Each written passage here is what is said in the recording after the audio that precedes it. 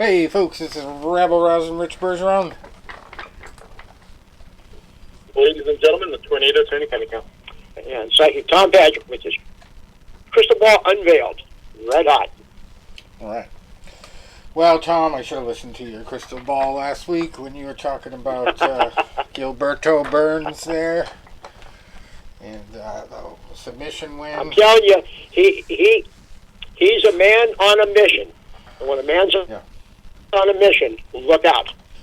Well, the early card, I think, stole all the energy out of the crowd because the late card for the Brazilians was not that impressive, except for the heart of Glover Teixeira. My God.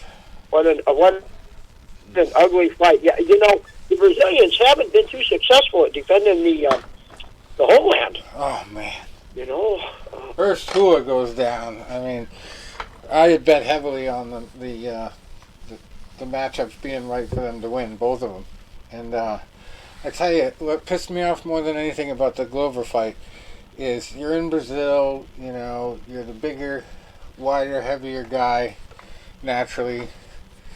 All that time when he's just waiting for you to act so he can react, Jamahal Hill. He's got that frickin' leg just hanging right out there. And after, like, I think the second or third round, Glover abandoned all leg kicks. Oh, I didn't see one. I was just like, what the? Just kick that fucking leg. Because there was one point where he kicked it and Jamal started walking funny. You know? And then he just abandoned it. And it was like, oh, that was his key to winning. If he had done that earlier, he could have broken him down, could have wrestled him easier, could have kept him on the ground. And I think that was his biggest mistake. Just like his last fight, he had one big mistake. And he just got into too much of a slugfest with Jamahal Hill. And his face paid for it. Oh, my God, such brutal cuts. And, you know, none. Those kicks, those kicks were just murder. Those high kicks. You really can't train for them. That was the one outcome can do it like that. I never would have thought to bet on, too, is Jamahal Hill by decision. So I got that fight completely. I won 2 bets. I won on McLovin. McLovin paid off. Brandon Moreno. I pretty much knew that was going to be a finish. And like I said, that weight was an issue, I think, because Davison Figueiredo just pretty much automatically said he's moving up in weight. So this was his last hurrah at that weight anyway. And he thought he got hit by a finger in the eye, but it was kind of a sideways punch. And that was it. And I pretty much was sure Brandon Moreno was going to stop the fight one way or another, and he did. And then Jailton Almeida in Brazil, he carried through on the TKO for the homeland peeps. And I had a little too much faith in Paul Craig getting his submission or something. And yeah, he caught the leg and then caught about 6 or 7 punches to the dome. End of my bet. So yeah, this is the second straight week I got destroyed on the fights. We talked about last week in boxing. I went for a Glover there, and he got knocked out in the 4th round. So yeah, not too good yet. I have to figure out the fight betting a little better. I did notice like there's a bunch of new categories I did not realize it even existed. And it's just the nature of combat sports and MMA in particular. But you can actually bet for a UFC card how many fights are going to end in decision and how many fights are going to end in knockout on a single card. And you can also do an over and under on those amounts. So it's like, wow, what can't you bet on? Actually, one thing I know I have not seen is how many fouls are in a fight. They're making on the bets these days. It's like, what do you bet on the Super Bowl? You can bet the coin flip anymore.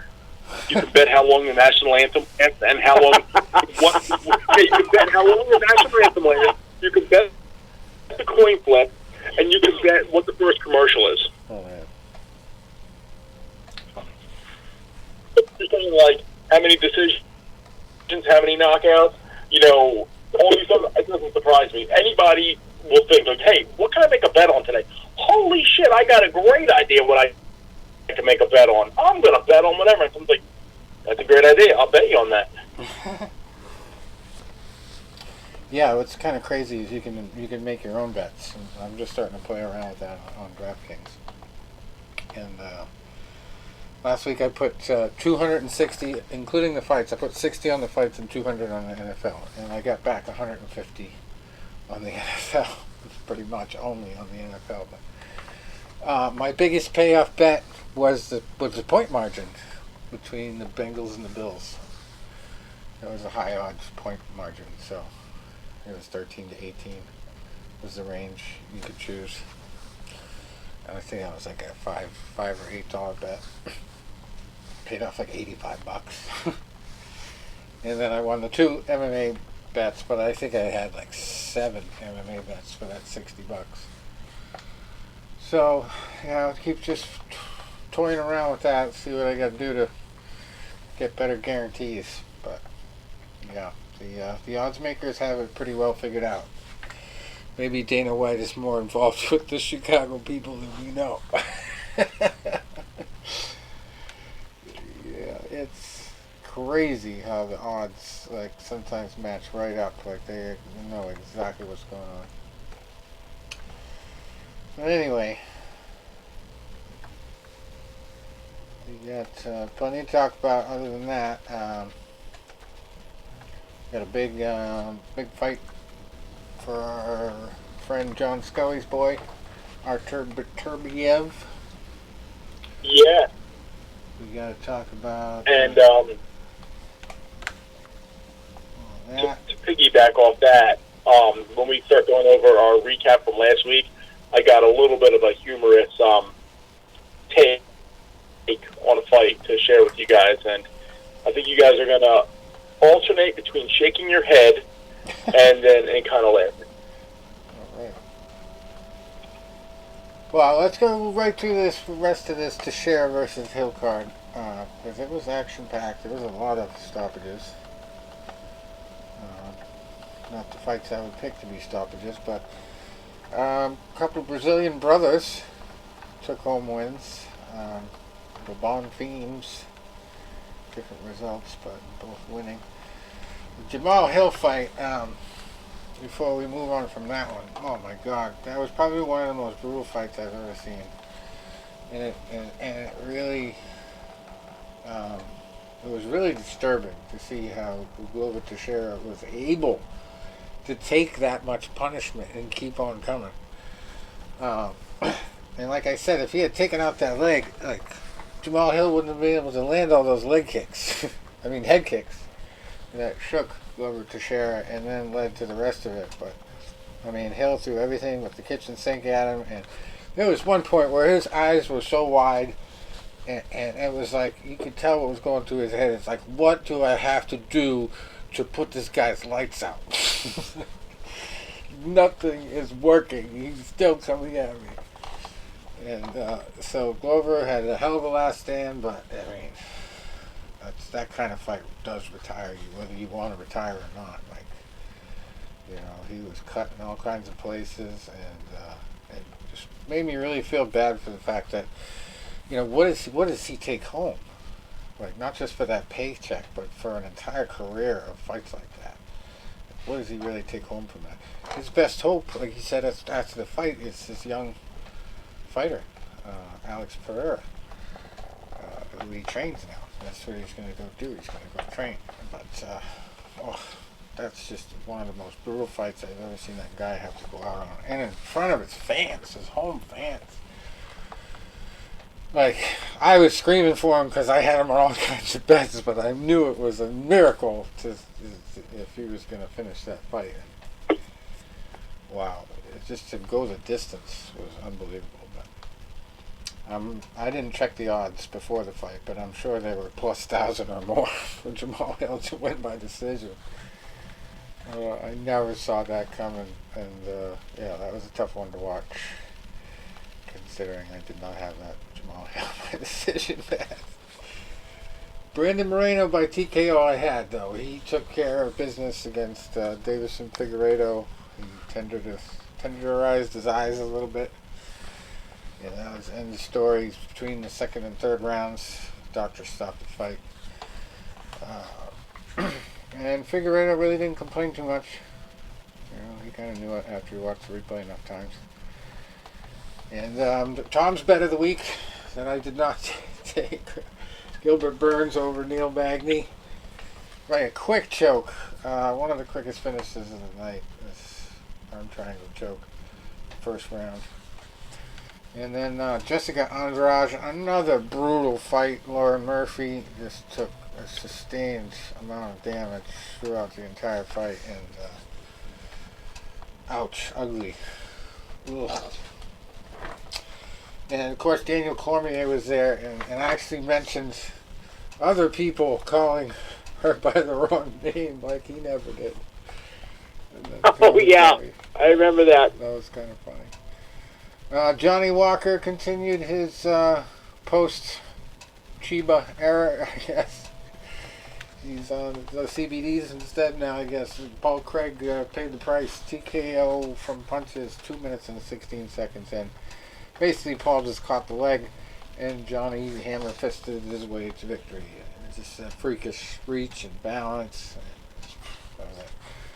And then the other Brazilian who laid down his gloves on the mat and retired was Mauricio Rua. Got beat very ugly fashion by Ihor Potieria in the first round, 4 minutes and 5 seconds in. He just kind of turtled up and that was it. Amazing Shogun was lasted as long as he did. I mean, even back when I was training heavy, he was, I think he got started around 2001 or something like that. Long career. And it's kind of appropriate. I mean, even though he had to lose, he did it on a fight with another pair of very talented brothers who came up. Or it was a cousin, the other Hua. The cousins or brothers? Shogun and Ninja. Brothers, yeah. Ninja and Shogun are brothers. Yeah. I'm not sure about the Bonfils, but I would assume they're brothers. I think that somebody said they were brothers during the show. But Israel got the win in fight number 4 over Terrence McKinney by flying knee knockout. That was 2 minutes and 17 seconds into round number 2. Definitely didn't call that one. And then the other one was Gabriel Bonfim later in the night. He got a first round submission just 49 seconds in. Guillotine choke over Munir Lazez. We had Bruno Ferreira got a knockout punch in the first round, 4-1-3 in to Gregory Rodriguez. Thiago Moises, I would guess he's another Brazilian. Don't want to be racist or anything, but lightweights. He got a face crank submission in the second round, 4 minutes and 5 seconds in against Melquizael Costa. And then, as I mentioned, Jailton Almeida paid off a bet for me. Wasn't a huge one, but yeah, that was a good bet. Shamil Abdurrahimov had, I believe, just a couple good shots in the first round, and then the second round he just got out-wrestled and out-punched and did not defend himself well enough and TKO'd 2 minutes and 56 seconds into the second round. Before that, we had Cody Stamann beating Juan Lacerda by unanimous decision. And Nicholas Dalby over Worley Alves by split decision. And this one was very controversial. This was the first one I did a live bet on in the UFC after Zara Ferran dos Santos, who was a heavy underdog, started tooling on Josiane from at range because she's got, big time reach on this girl. And then she just couldn't keep it up, She couldn't keep that pace up. So in the third round, Josiane traded a little better with her, but, she was Brazilian too. So when it came down to a close fight, it should have been, but it was a unanimous decision for Josiane and Nunes when Zara won the first round easily. Probably edged out the second. Might have lost the third, but she was punching until the end. And, just didn't appear to hurt her enough, even though she was all banged up at the end of the fight, Josiane. But, kind of like when you got to beat the champion, and you got to beat the hometown person in the second fight of the night. And then first fight of the night, Daniel Marcos at bantamweight beating Simon Oliveira by knee to the body and punches in the second round, 2 minutes and 18 seconds in. And the only fights this weekend, we got a week off from UFC. It's a Professional Fighters League lineup. And it's very small. 4 total fights. By the way, Jake Paul is not on this. So, calm your hemorrhoids if you're a Jake Paul fan. Listening. Lucas Barboza in a welterweight fight against Itzo Babuladze. Barboza 2-1. Babuladze is 2-0. In welterweights, undefeated Eric Alaquin against Thad Jean, who's 4-0. Alaquin 7-0. Zach Jusola 12-9 at welterweight, fighting Joseph Whitner 16-2. And then we got a 175-pound catchweight fight between Kendley St. Louis, who's 7-4, and Nick Alley, who is 7-5. And that's the PFL. But the other Jake Paul news is that he's finally doing the fight with Tommy Fury. For some reason, those two are destined to fight, I guess. So Jake Paul has supposedly signed, or is close to signing that fight for Saudi Arabia. And it was confirmed that the reason why he could not get into the United States was his associations with, this gangster the FBI is looking for. And where does that gangster have all his fights, the history of all his fights in either Dubai or Saudi Arabia when he was a promoter?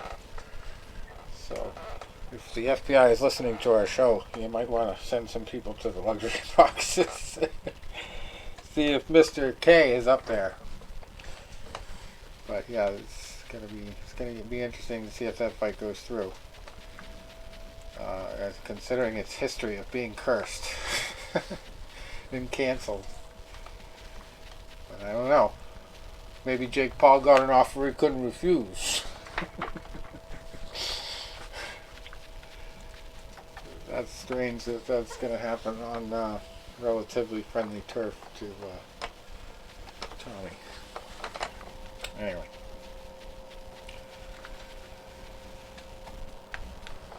Adrian Broner has changed opponents. They did Hank dirty, I guess.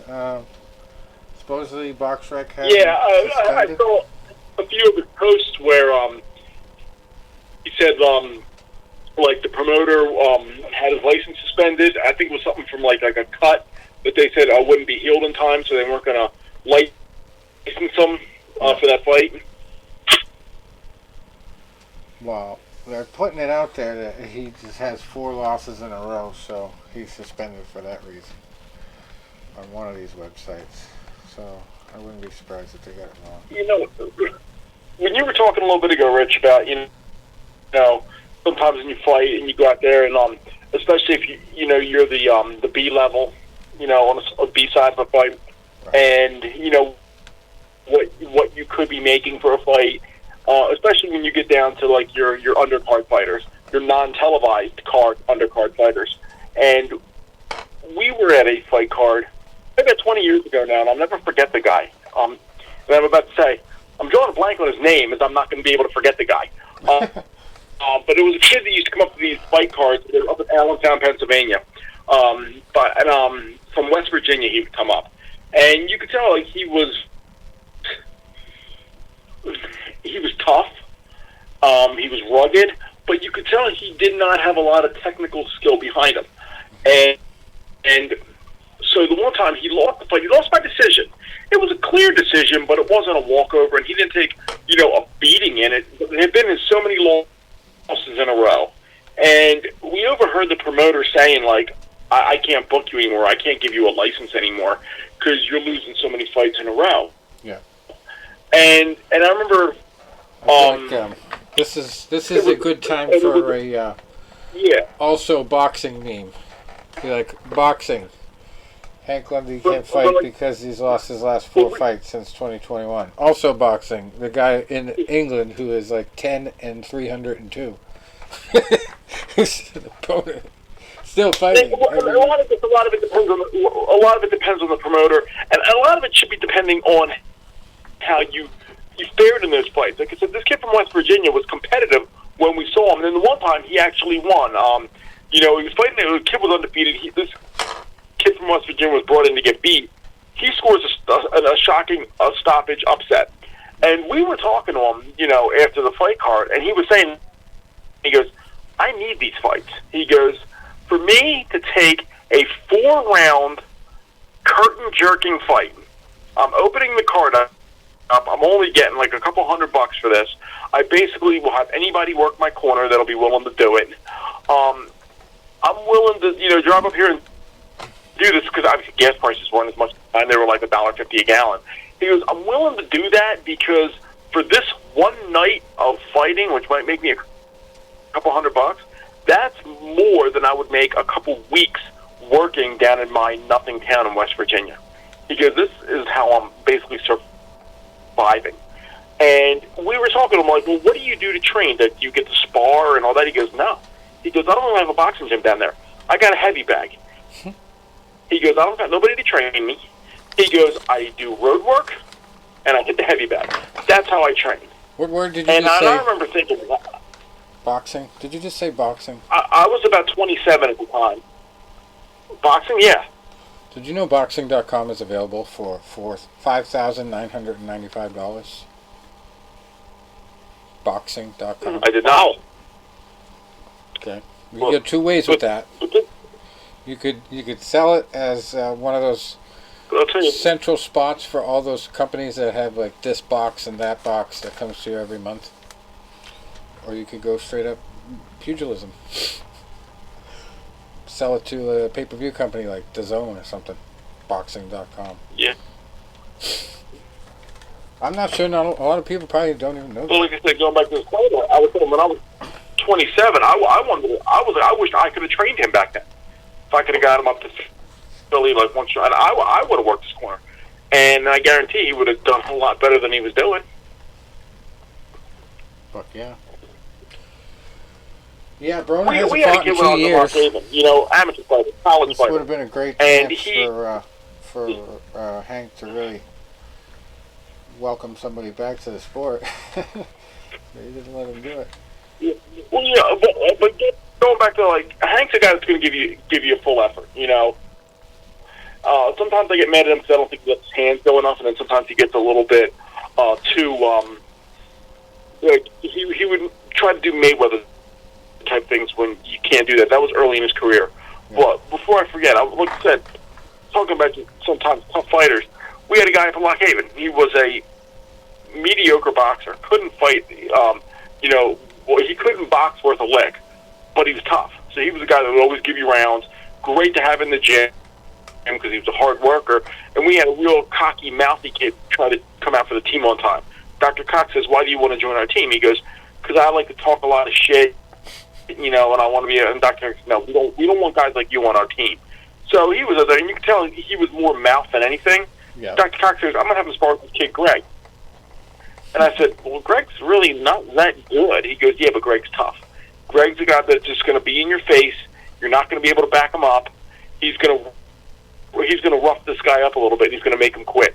And like I said, Greg couldn't really box, but Greg was in there, just fighting him on the inside, pushing him back, bullying him, and the mouthy kid quit. So it's like, that's why this kid that I used to see up in Allentown, I would have loved to have trained him. Because you get some of my experience with his just toughness. You make a hell of a fighter. Yeah. Oh, I'm still upset about that freaking Teixeira fight. Jesus, that guy got beat up. Anyway, Jesus' fight of last week has been established. Jesus versus Caesar, believe it or not. Not even joking.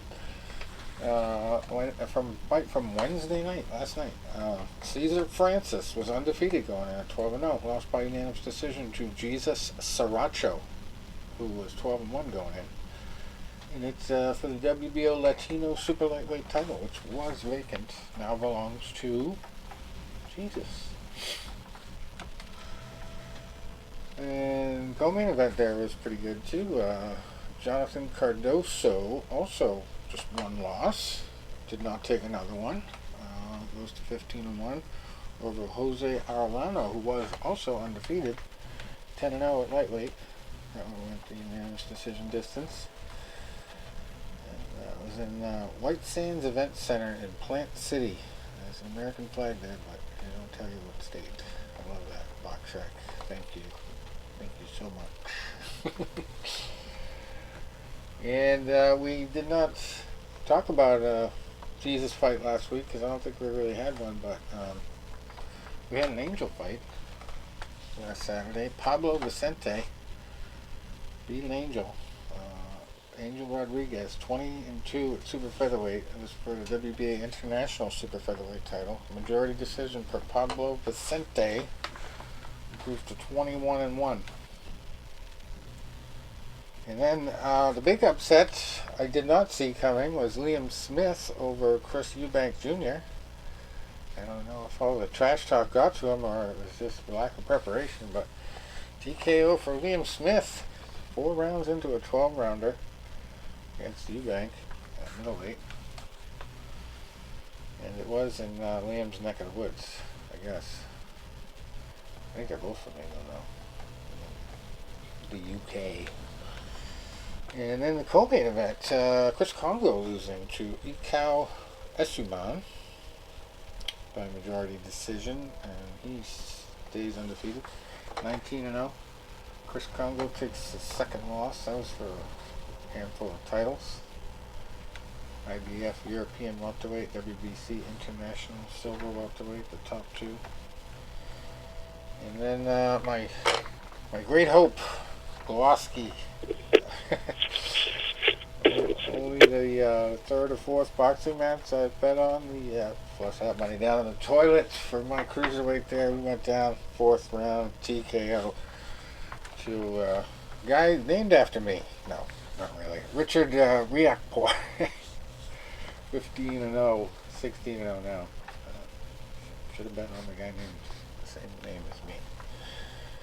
That didn't pay off as well as that upset win there. Joseph Parker also on that card got a unanimous decision win. Proves to 31-3 over Jack Massey. Falls to 20-2 with heavyweight. And then we had a TKO loss for Irvin Gonzalez down in Mohegan Sun.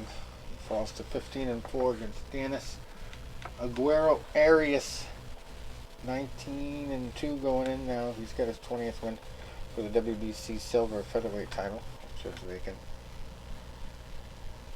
And down in Miami, we had a Don King card. I had heard a couple weeks ago that Don King was hospitalized in Mobile. And I guess he came through because I think he was in attendance for this down in Casino Miami Jai-Alai in Miami, Florida. And we had a split decision win for Ian Green in a 10-rounder over Alexander Castro. That's a middleweight fight. Castro was undefeated going in, 11-0. Takes his first loss. Green proves to 17-2. And then Trayshawn Wiggins proves to 15-5-3 over Nigel Fennell. Falls to 13-2. And the North American Boxing Association welterweight title went to Trayshawn in that win. And then the big one, Don King's boy, Bermain. Bermain Stabern lost the unanimous decision to Jonathan Guidry. Proves to 19-1-2. Bermain falls to 25-6 with 1 draw. Lost 4 of his last 6 going in, so probably close to his retirement time. And that was about it. Going back to Friday, but I went back too far. Well, we had a pretty good card up in Bethlehem, PA, about an hour, a little more than an hour from where I live. I don't know if you saw that. I was on Showbox. Was that on Friday night? Friday, there it is, yeah. A couple undefeated guys in the main event. Artem and Atif. Oh, it's a main event, but light heavyweight fight. two-star fight on here. Oberton was 7-0. He won against Artem Brusov, who was 12-0 at light heavyweight. Unanimous decision. And Julian Gonzalez stayed undefeated. Also fighting another undefeated fighter. Some of these those got-to go fights. Julian was 8-0-1. He got the TKO win against Rosalindo Morales. Falls to 9-1. Super featherweight too. 4 rounds knockout. Impressive for Julian Gonzalez there. And then, geez, the undefeated fights keep coming. What was this card named undefeated? Sean Hemphill. Well, like they had three of the fights were televised, and I think they were all some of those got-to-go fights. Oh wow, yeah. Sean Hemphill went out in the 8th round of 8 rounds by knockout against David Stevens in the super middleweight contest. David was 11-0 going in. I don't know how many knockouts, but Hemphill was 14-0 by knockout. And then the draw. Guess going into that fight. The draw in a 6-rounder. That was the last one they. Moses versus Woods. Moses Johnson, 9-0-1 against Terrell Jamal Woods, who was 29-55-9 at heavyweight going in. Split decision draw. Bethlehem. Moses in Bethlehem. How about that? Well, We got Jesus, Moses, and Bethlehem. Wow, great week for boxing. For the televised fights, the Stevens Hemphill fight was last, and they said like this was the fight that if Hemphill was going to win, he was going to have to stay on the outside and not let Stevens catch up to him, and it was a pretty close fight. Going into the last round, and Stevens caught him and stopped him with 2 seconds left. I mean, really blasted him out of there. I mean, that first knockdown, I'm surprised Hemphill even got up. But then when he did, it was like 2 more punches and he was out. Julian Gonzalez, the 3 fights they showed were, like I said, all undefeated fighters. So we had Julian Gonzalez. He really just destroyed Rosalindo Morales. Fight even went a little longer than I thought it could. I mean, he stopped it in the 4th. It could have been stopped a round or 2 earlier. But the one that I want to bring you guys some humor on, did either of you see these fights? Which ones? The Bethlehem ones? No. Okay. No. The Showbox Bethlehem fights. I did not. I did see it was Showbox, but I didn't realize it was in your home state. Yeah, about an hour from it. So the kid that fought on there, and even though he was marked as on BoxRec as the main event, he was the second to last fight, and that was Overton and Brusov. So Teef Overton trains a lot out of my old gym in South Philly, so he does a lot of training down there. I know guys that know him. I remember when he was first turning pro, he was still an amateur, and I'd heard a buzz about him. And he's a southpaw, and he's a pretty good puncher. He's 8-0 now, and I think he has 6 knockouts. And they said, he really can land pretty good with that left hand. But when I watched the fight, the other night, it went the distance. He won 6 of the 8 rounds. But in that first round, I mean, he took a couple shots, and his punches were pretty wide. The other guy landed a few good counter shots. And I said, oh, wow. But going into the fight, we have a guy, and I know him pretty well. He's like a writer, but you wouldn't call him an objective writer. You can definitely tell who he is rooting for going into the fight. And it's like a lot of journalism today. It's hey, if you work for Philadelphia paper and you're covering the Eagles, of course you're going to slant your article towards the Eagles. If you're writing for a boxing magazine or a boxing website, hey, trust me, you've read a lot of my stuff. You can tell, there's some fighters that I've covered that I personally like, some that I don't, but I try to keep it as objective as possible. This guy doesn't. And I'll give you an example. He, for years, hated Manny Pacquiao. For whatever reason, hated Manny Pacquiao. So every time he would do a prediction on a fight, Pacquiao's fighting, he was going to predict Pacquiao to lose. and Pacquiao's going to get knocked out, and he's going to be put to sleep, and he's going to be this, and he's going to be that. Well, the one that I'll never forget was when Pacquiao fought Joshua Clottey about 11, 12 years ago. Clottey's going to be shocking the world, and Clottey's going to be doing this, and Clottey's going to be doing that. Pacquiao beat him every single round. It was 120 to 108 on all three cards. This is an embarrassment. Clottey threw the fight. You can't just admit you were wrong. So now he's hyping up Atif Overton, who's, hey, a good prospect. But he goes, within the next year, I predict that Overton is going to retire both Dmitry Bivol and Artur Beterbiev. Good luck with that. Yeah. And I'm watching the kid fight, and I'm like, he's got potential. He's tough. He's got a great flair. He's likable. But I didn't see nothing on there where he is going to beat either one of those guys. Right. I honestly didn't see enough where he would last a distance with either one of those guys. And you're talking about he's going to knock them both out and retire them. I was thinking of, when he did the one post on Facebook, like, mentioning John Scully in the comments, like, hey, John, you want to read this? I like how Tommy Raynone puts out, like, missing persons alerts when he hasn't seen Scully online in a few days. But Scully, he had a pretty interesting story a couple weeks ago that he posted about. He didn't mention who the fighter was, but I think I could guess who it was. It was probably Beterbiev. But he said something about he wrote this big thing for the fighter, and just gave him some tips and some encouraging words. Having been there and done that himself, and somebody from his family was like, "Oh, he's never going to read that." Whatever, you can do all that stuff all you want, but you're not gonna. He was acting like Scully was trying to like borrow money from him or something.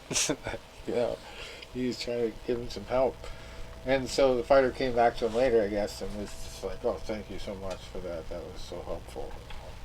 All this other bullshit that the other guy said was just trying to use his influence as a family member, basically. To like filter out people he just didn't like for whatever reason. But John has Archer in good hands. I mean, it's just this tough matchup here against a guy who's 23 wins, 22 of them are knockouts. He's got a streak going back to his last loss against an undefeated Lyndon Arthur in Westminster. See, he was actually down on 2 of the 3 cards at the time, too. Lost by split decision. Oh, yeah, it was on cards. Split decision, 12 out of 12 rounds. The one card he was up 117 to 111. The other 2 cards he was down. How much was that man paid? No, who said that?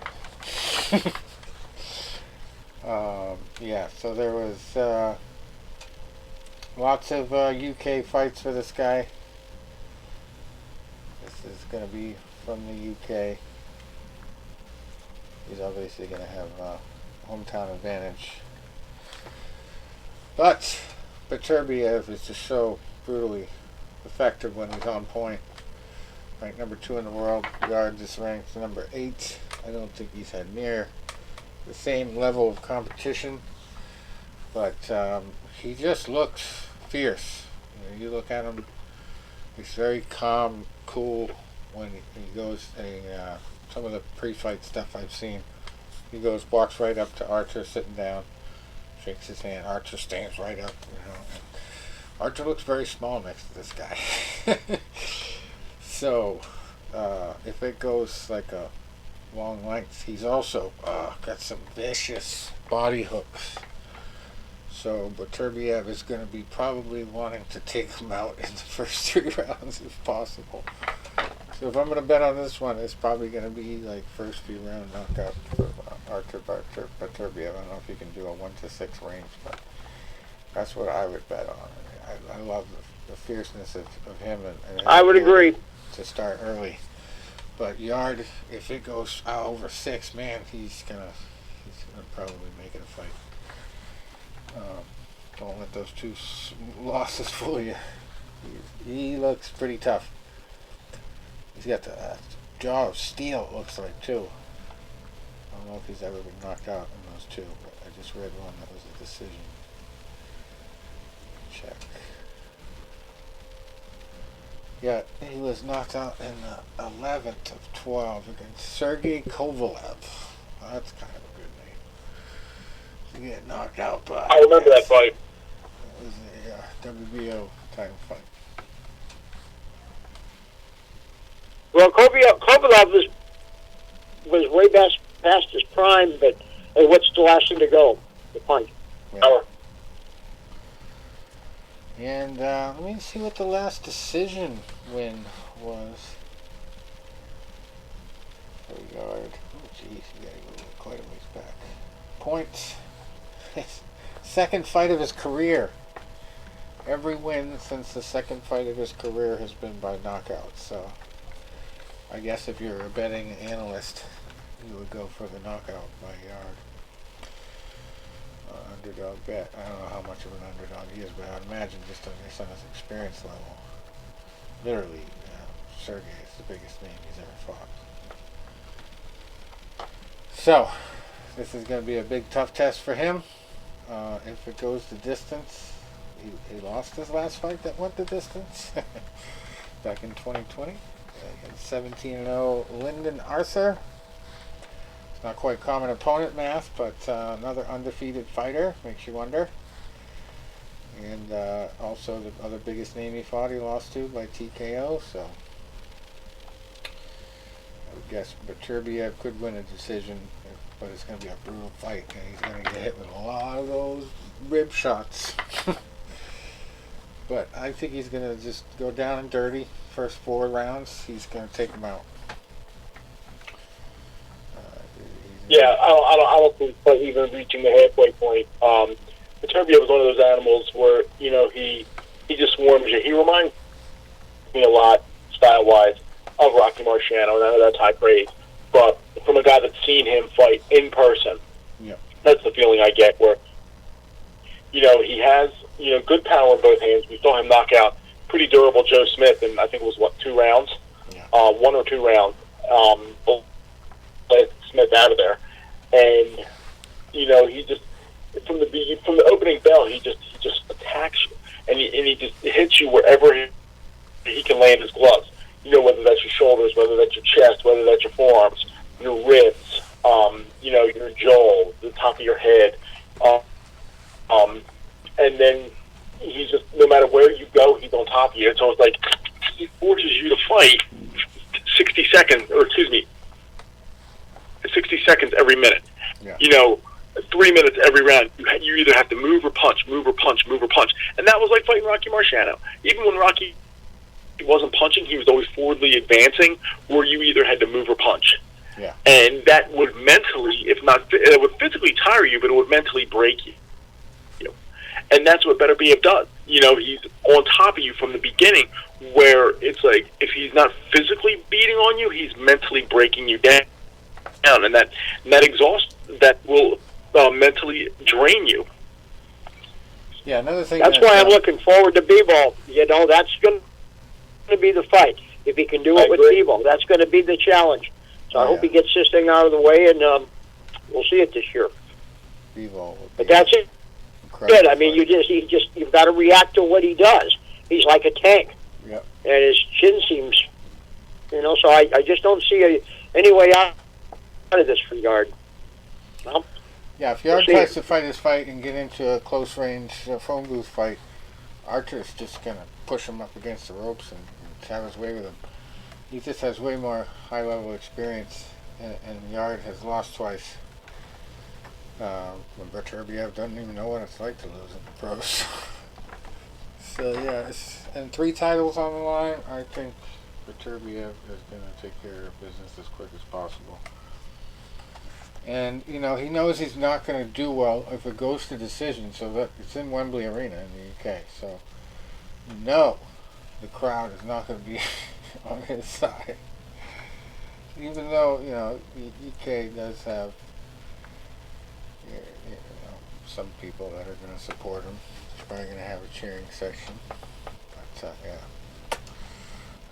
And then you've got quite an interesting somebody's always got to go fight for the WBA World Flyweight title on this card. David Jimenez, 12-0, against Artem Dalakian, who is 21-0. Number 9 in the world versus not ranked number nothing. I see Artem, 21-0. The 12-0 guy is ranked number 9. I guess that says more about his level of opposition than anything. But and then we got a WBC International Light Heavyweight title between a couple guys you probably never heard of. 9-0 Carol Italma, 9-0. Just said that. Against Ezequiel Osvaldo Moderna, like the drug company, with an A. 28-10 at light heavyweight. And then also on Saturday, we got a DAZN card. I heard DAZN was going bankrupt or something. They're doing very badly. That's another story.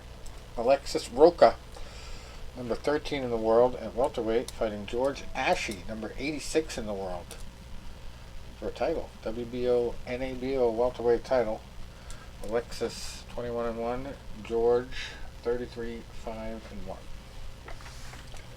And then I don't know if he's related to Luis, but Oscar Collazo, 5-0, fighting Udell Reyes, 15-1 at minimum weight. Minimum weight. I don't know. It's Oscar's it's Luis's teenage son. It's in California on the zone. And then we got a WBA Continental America Super Middleweight title between Ulysses Sierra, 17-2-2, and Bektemir Melikuziev, 10-1. And that's, let's go back to, let me go to February 2nd, next week. We got some fights in Montreal. February, oh my god, it's coming. Groundhog Day. Feels like Groundhog Day in another way, the movie, because it just keeps snowing up here. Was the snow down where you guys are? Yeah. No, we've had a little flurry yesterday, but not much after that. Yeah, same here. Nothing awful. Yeah, we got hit 2 storms in a row, like 8 inches each. Crazy. But our lakes haven't even frozen yet. It hasn't been that cold. So I guess that part of it's good. Anyway, what else we got to talk about? Well, if you guys want to hear some horrible humor, my friends are trying to take me snowboarding next week. I mean, I don't know. I don't know if they changed my will or something where they want to, take me out, but, they're trying to get me to go snowboard. I have to look at my will before I go. It's a whole different animal from skiing. All my money to who? My buddies took me out to do the snowboarding after I'd been skiing pretty much since I was a teenager. And I'm in my 20s when they try to take me up with the snowboarding. They don't even give me like a borderline lesson. Like, they just took me right up to big ski lift, and they're like, okay, I didn't even know how to get off the fucking chair. I about took them both out trying to get off the chair. And then here's like I got my first lesson in motion. Because what it does is, like, you have to operate 2 feet at once a lot. One foot isn't independent of the other. They're both strapped in, so it's very confusing to a skier. And the first lesson I got was from trying to go over this little scoop of a hill where there was ice on the center of it, and I scraped along the ice, and I gave it too much of an edge and leaned back and hit my tailbone as hard as I could on the ice. That was lesson number 1. And that was the only lesson I needed for the rest of the day. My buddies didn't teach me a goddamn thing. They just fucking took off. What a bunch of assholes. Did they think I knew how to do this shit? Yeah, I taught myself basically, but I didn't do it after that day. I said, "Fuck this. I'd rather put the skis back on." But it's fun to try. I don't know. Like if you go slow enough, and you realize that you're gonna fall one way or another, either on your face or on your back, you can brace yourself. But that would be my tip. Just watch out for the tailbone fall. Well, my friends, they know, like, with a guy like me, it's like once you, like, try to get into my ego a little bit, and, that I am someone that's apt to do things, even though it's kind of stupid. So my one friend's like, I think you'd be really, really good. Why? He goes, because even though you've never done it before, he goes, I can see, your balance and your moves when you're boxing. This would translate over well. It will. It's the total opposite of what you're supposed to do in boxing. You're standing square the entire time. Yeah. It's just when you're pivoting. So it's like I don't know. But that's how they're trying to. It's a balance game. Personally, me, when we're all going up the mountains next week, we've got a big cabin. I think there's 17 of us, which is going to be a disaster amongst itself. Right, but well, I you better save your $2,000 portion because you, me, and Tom are going to buy boxing.com for $2,000 each, right? We're doing this. Cool. I'm in. No, that's just kidding. Boxing.com though. I'm still shocked. So, and I've only ever skied once, and that was February of 1990. And the only thing memorable about that skiing trip was the horrible fog that we drove up there in, where we could barely see the road. We were going 5 miles an hour. The fact that I could not ski my ass off, and I spent most of the time falling down, and that night, there was most people don't remember it, but a minor boxing match on HBO when there was a teeny upset when Buster Douglas knocked out Mike Tyson. Oh, Jesus. That's all I remember of my first and only skiing trip. I taped that fight. I still have it on VHS somewhere, I believe.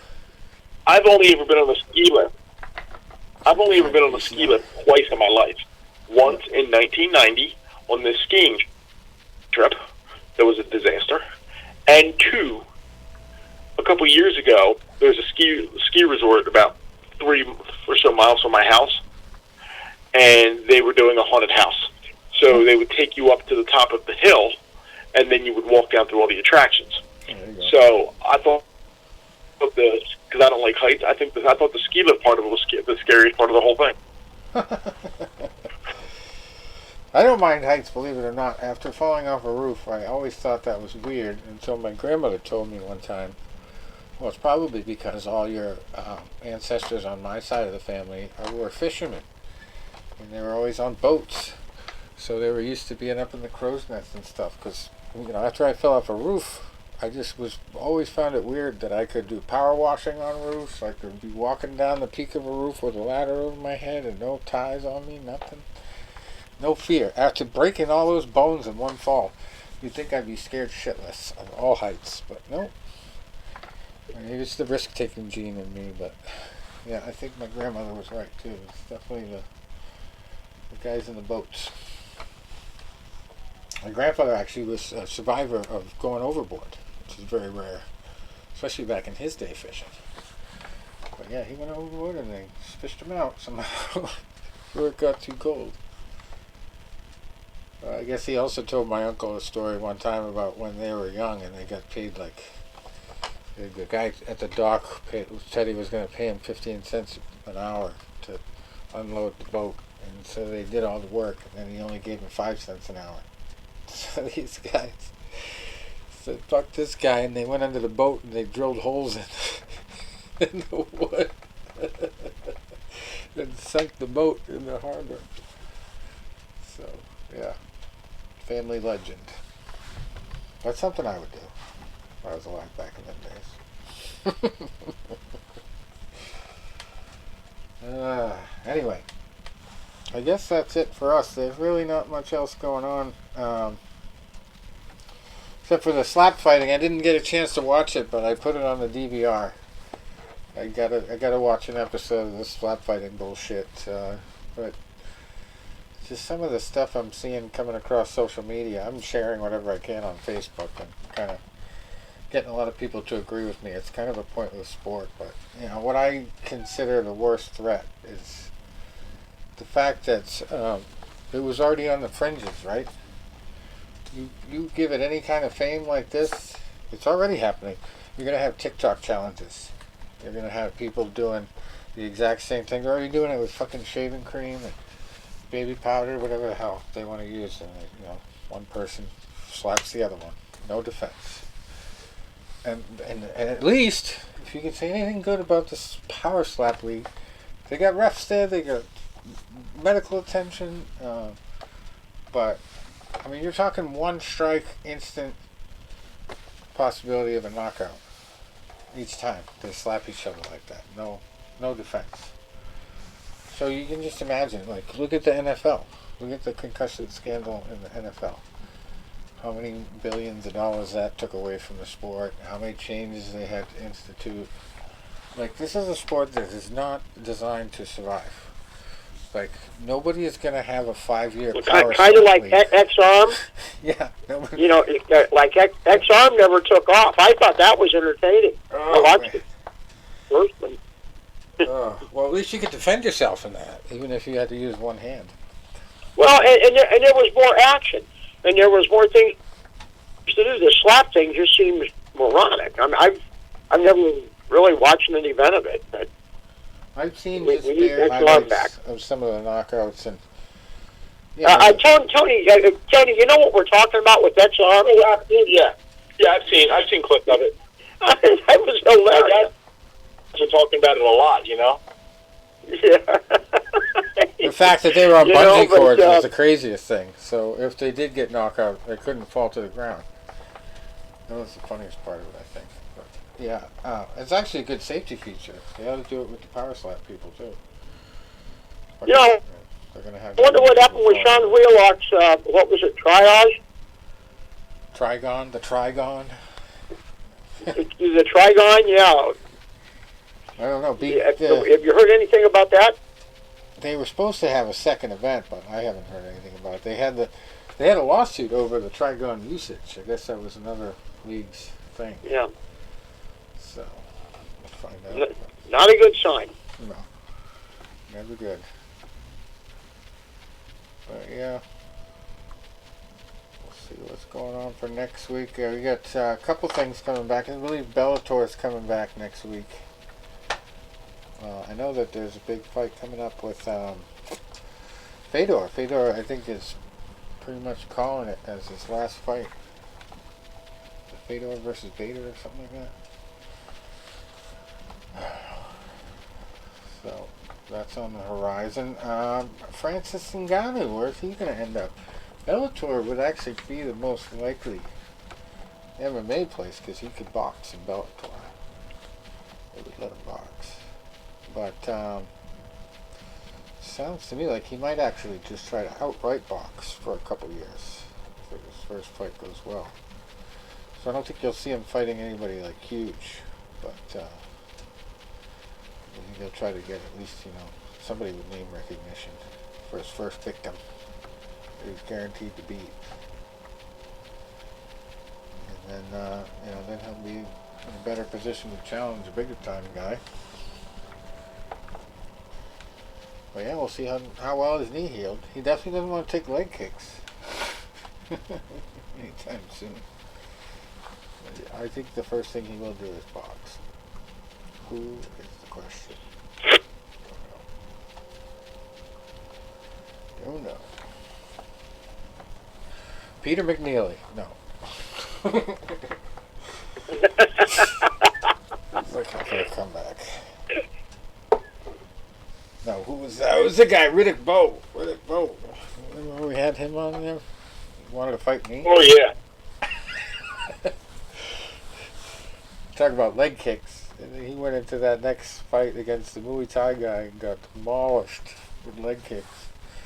Poor guy. He's a cool dude, though. First guest that said he wanted to fight me. He wasn't because he was pissed or anything. He was making a joke. Anyway, I guess that's it for us until next week. We don't have any UFC fights for crystal ball outlooks for bets here. I don't think I'm going to bet on anybody probably, but maybe the rounds and the results for the Beterbiev fight. Yeah, none of these fights is any big, huge underdog that I think is going to win. No, I don't think Beterbiev is going to be an underdog either, but maybe he'll have some high odds on early knockouts. I'll figure something to bet on. Sure. But yeah, I gotta go low and slow, I guess, with the fighting bets, because it doesn't seem to be my forte yet. I'm way better with the NFL. Especially now that I know you can do first touchdown parlays. Oh boy. For big money. We'll see. Alright. Till next week. Thanks for talking back. Alright, guys. Let's enjoy the fight. All right. See you guys. Go Eagles.